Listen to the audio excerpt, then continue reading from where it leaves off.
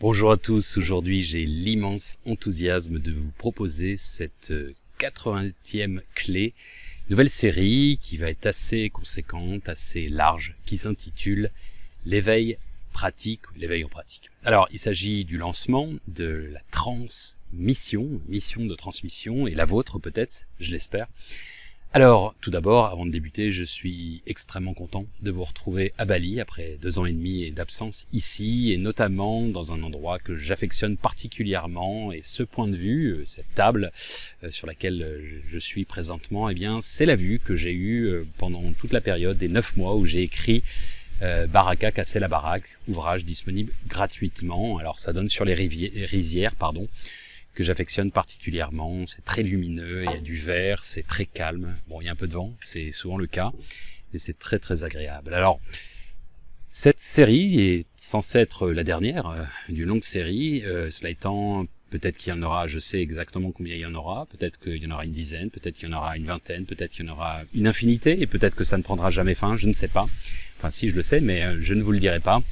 En tout cas, ce que je souhaite ici, c'est véritablement que cette série de vidéos soit le plus pratique, pragmatique, efficace, opérationnel possible, que vous puissiez appliquer au quotidien dans la vie de tous les jours. Alors, déjà 80, c'est assez symbolique pour ceux qui aiment la numérologie. Alors 80, le 8, c'est le symbole de l'infini quand il est retourné.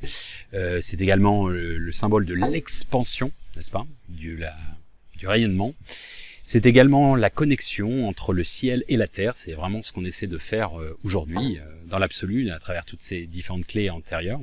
Et enfin, c'est également l'univers sans début ni fin.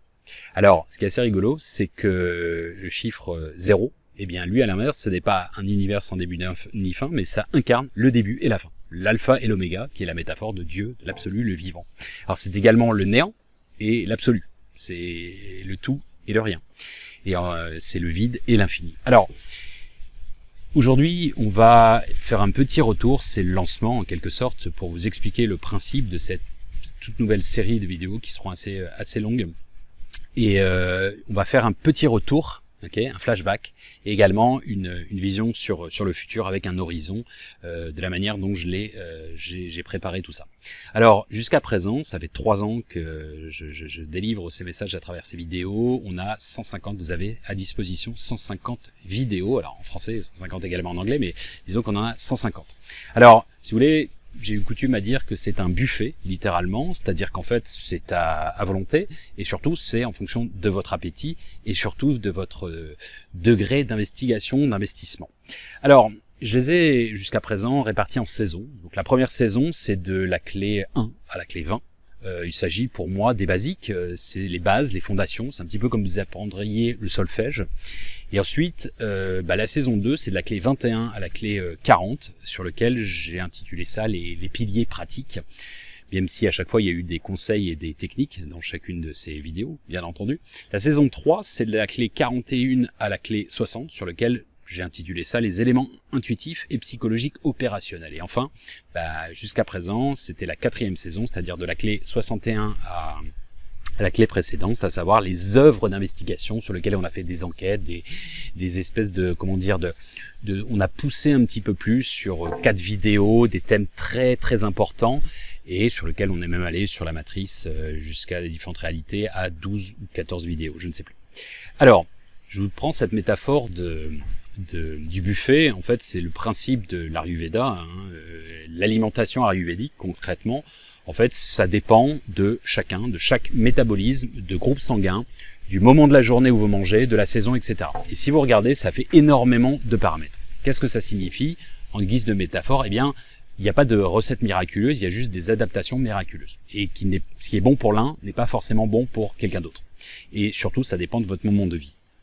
Également, l'autre parallèle, c'est que toutes ces vidéos sont à disposition et ça dépend, comme à l'université. Moi, je me souviens, j'ai étudié en Angleterre, on avait 20 heures de cours à l'époque, c'était pas beaucoup et on nous disait il fallait faire le double, voire le triple à la bibliothèque, mais ça dépendait de chacun, il fallait être assez mature pour s'investir. Alors, ces programmes, toute cette transmission, j'insiste, elle est, pour moi, telle que je l'ai conçue, et je ne vais pas faire de fausse modestie, je pense que c'est une mine d'or, et en fait elle s'adresse à tout le monde, mais autant le particulier que le professionnel, c'est-à-dire que vous pouvez réutiliser, certains l'ont fait, ont joué de jeu et l'ont réutilisé en tant que thérapeute, coach de vie, etc., etc.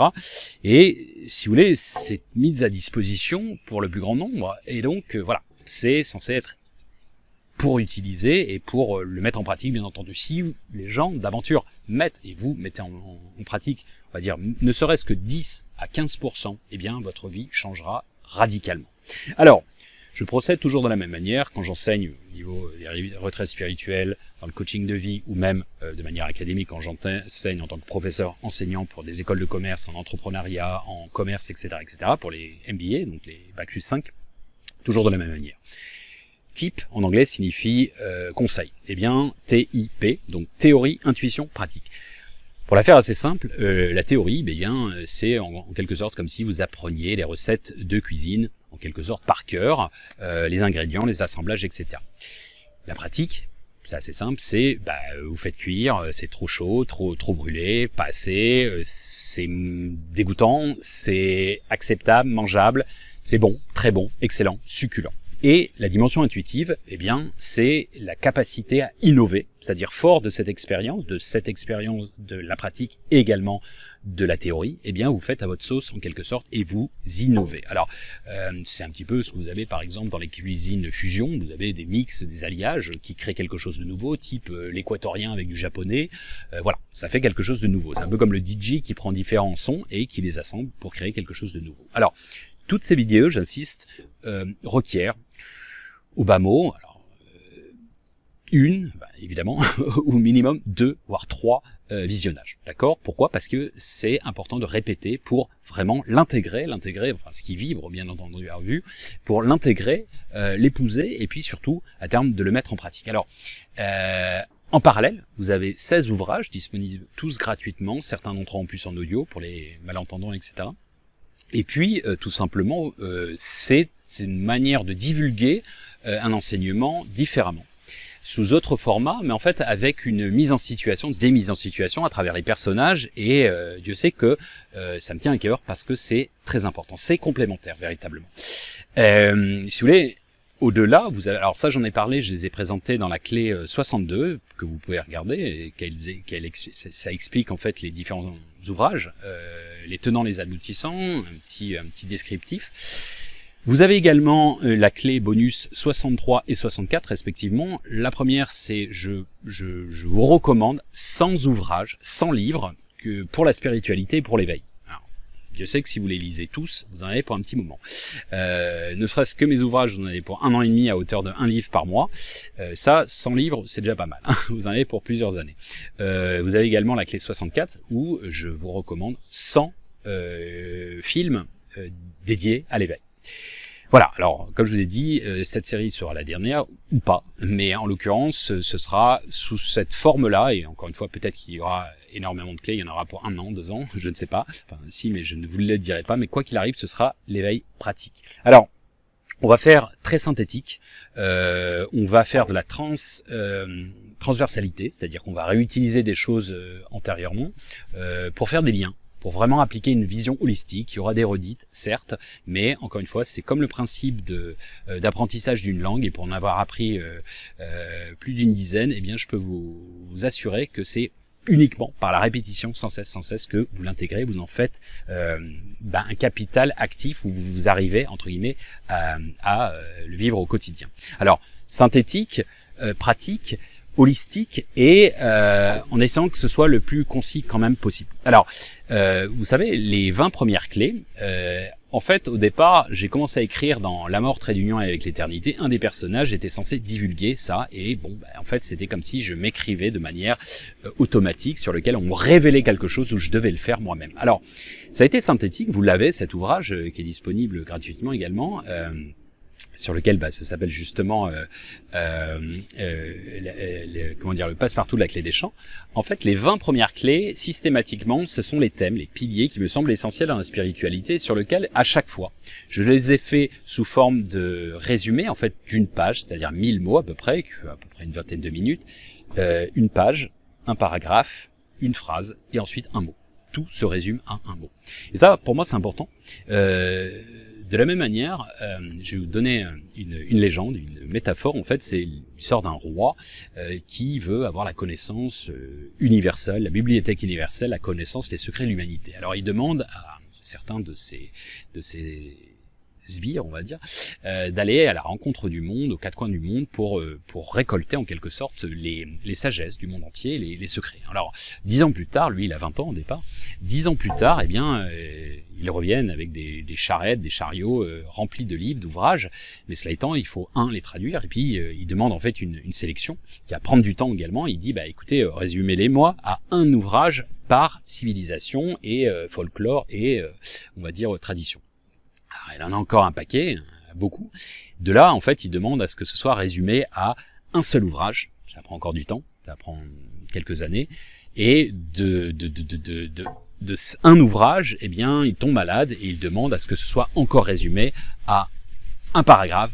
De là à une phrase. Et au moment de trépasser de rendre son dernier souffle, il demande à résumer en un seul mot. Je vais vous inviter, peut-être je vous donnerai une once de réponse à travers ces vidéos, et peut-être vers la fin, à la fin de cette série probablement, mais je voudrais que vous réfléchissiez. Si vous aviez à résumer l'ensemble des trésors de l'humanité, quel serait ce mot? Ou cette absence de mot, peut-être. Je vous donne un indice, en l'occurrence, réfléchissez à un mot. Alors, l'horizon que nous allons parcourir ensemble, eh bien, c'est un éveil pratique, j'insiste, on va y consacrer du temps, et je pèse mes mots avec le mot consacrer, de manière synthétique, mais avec aussi des références antérieures, comme je vous ai dit. Mais tout d'abord, j'aimerais vous poser cette question. Qu'est-ce que l'éveil? Pour vous, qu'est-ce que l'éveil? Si vous deviez le définir en 100 mots, en quelque sorte en un paragraphe, en une phrase et en un seul mot également. Alors, moi je vous dirai un petit peu ce que j'entends par là, mais voilà, je voudrais que vous réfléchissiez à ça. Alors, un pratiquant, on oublie très souvent l'étymologie, mais un pratiquant signifie qu'il met en pratique sa foi. Eh bien, je pense que c'est essentiel. Connaître la spiritualité sans l'appliquer n'a aucun intérêt. C'est juste de la culture G. Alors, je vais vous donner 7 éléments pour moi de l'éveil qui sont très importants. Peut-être je l'ai déjà dit, et peu importe. L'éveil n'est pas une finalité, ce n'est pas un diplôme, ce n'est pas quelque chose d'acquis. C'est quelque chose en perpétuelle évolution sur lequel il n'y a pas de fin ni de finitude parce que ce n'est pas une médaille et c'est quelque chose que l'on peut toujours amplifier. 2, c'est un tremplin pour ouvrir son champ de conscience, c'est son champ du cœur en quelque sorte, et c'est ni une fuite, parce que je n'aime pas la vie, parce que les gens sont méchants, parce que j'aime pas ma carrière, parce que j'aime pas ma femme, parce que j'aime pas mes amis, etc. Et puis du coup, je me projette un petit peu comme le geek qui resterait dans sa chambre, qui a pas de copains, qui aime pas la vie, qui aime pas l'école, et qui reste dans sa chambre à mater des mangas ou des jeux vidéo parce qu'il le fuit la réalité et il va dans la virtualité. Ce n'est pas ça, justement. Au contraire, c'est ouvrir ses champs de conscience et du cœur, j'insiste. L'éveil, c'était pas dissocié du temple, du lieu de culte, etc. C'est véritablement contempler.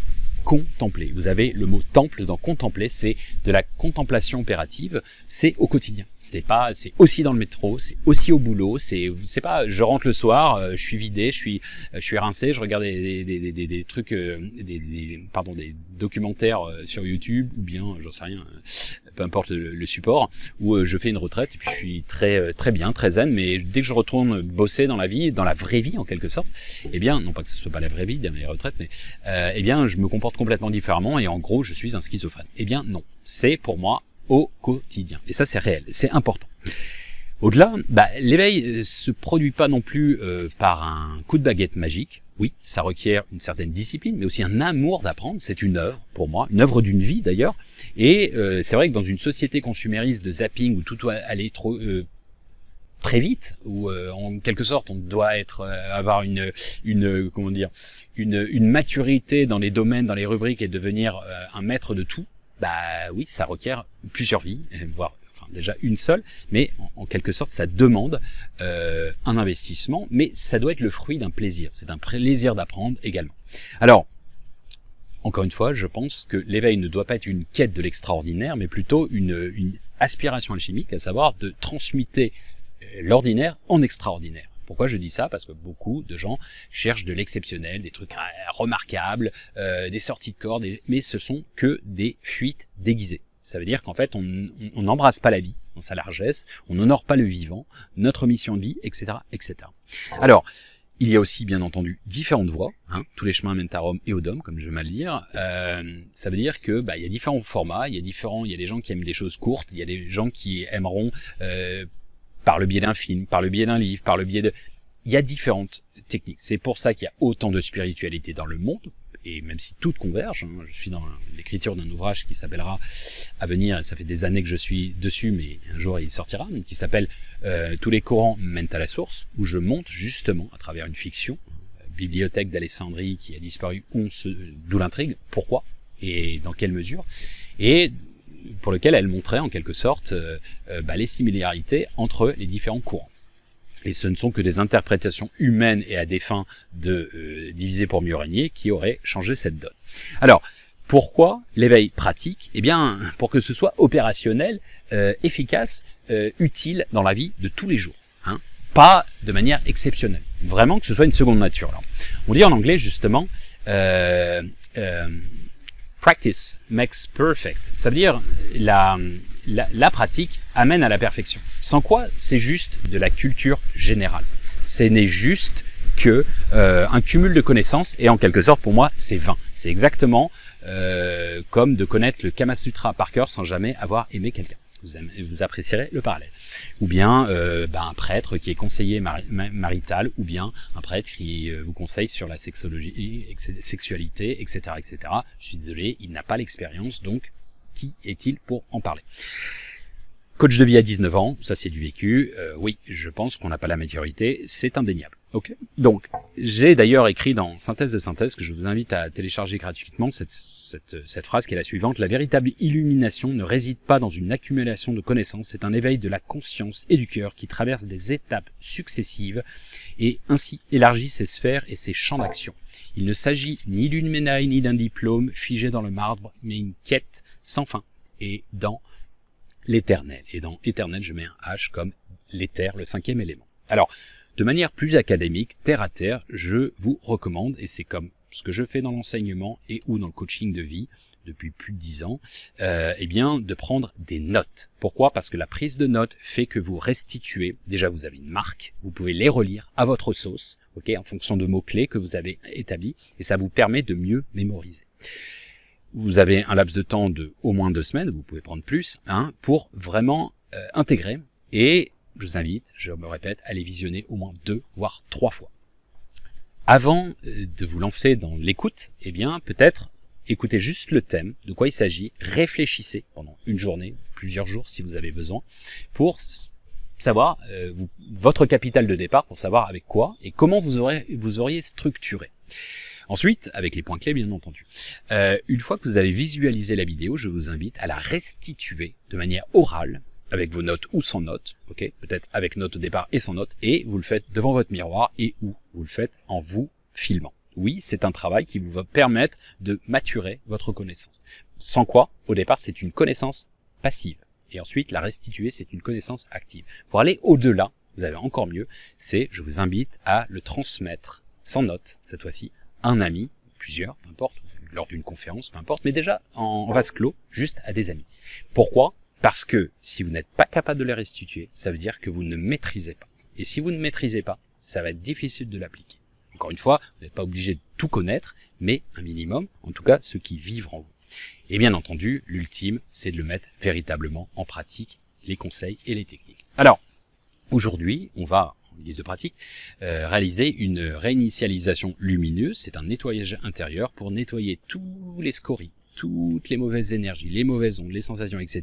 que vous avez dans cette vie, dans l'enfance, dans d'autres vies, etc., etc. Tous les contrats voulus, non voulus, etc. On va faire le ménage pour repartir sur de bases solides, des fondations, sur le roc et non sur le sable. Alors, elle sera disponible également comme toutes les autres méditations guidées en MP3. Vous pouvez le télécharger sur votre portable pour l'écouter dans le train, dans le métro, peu importe, avant de dormir. Mais le but du jeu, c'est de le faire, de le métaboliser pendant au moins 21 jours. C'est un process neuronal qui permet vraiment de l'intégrer et d'y adhérer. Alors, c'est une technique en fait d'hypnose que vous avez aussi, vous pouvez le faire à votre sauce. Vous l'avez dans l'ouvrage gratuit, vous avez 120 clés pour développer votre intuition et votre créativité. Donc ça, c'est dans l'ouvrage Récréation, l'art de vivre, page 94 jusqu'à 100, page 100. Alors, l'idée, c'est la répétition, la reformulation, et vraiment, c'est comme l'apprentissage d'une langue.